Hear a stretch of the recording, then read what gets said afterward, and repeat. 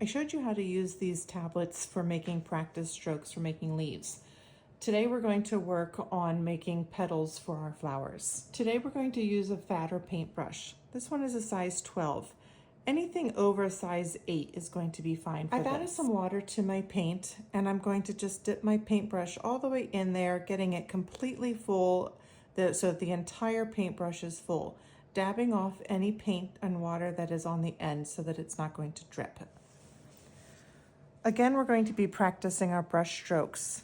Using our tablets that we've purchased, this is great for being able to practice all of our brush strokes in it because this is an inexpensive paper, but it is watercolor paper, and so this is a great way to practice these strokes. For making our petals, we're going to just start with a little bit of a line and then just a fat line like this.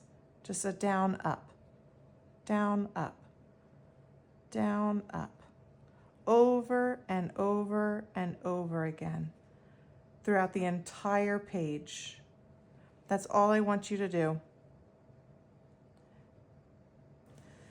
Now that you've filled your entire page with just this motion so that your entire page looks like that, we're going to be making these into petals.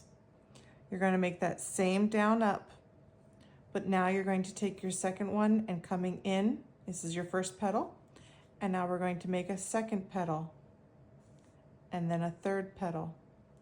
And you're going to practice that 1, 2, 3, over and over and over again. 1, 2, 3.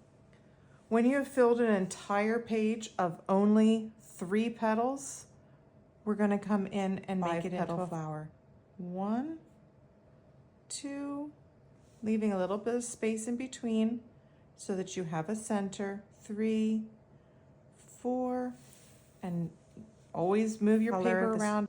I'm just going to grab some of this yellow color here and just dab it into the center. And there you go, your very first flower. And just like when we were working on our leaf practice, we use this one, our second notebook, as our reference book. So here's our reference for our leaves that we did. And I'm going to go to the next page and I'm going to make one of these flowers.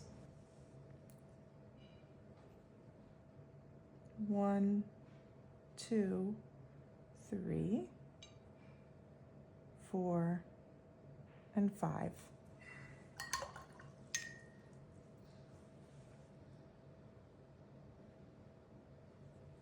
Adding a center leaf, and here I have my flower, and I might as well go ahead and add a stem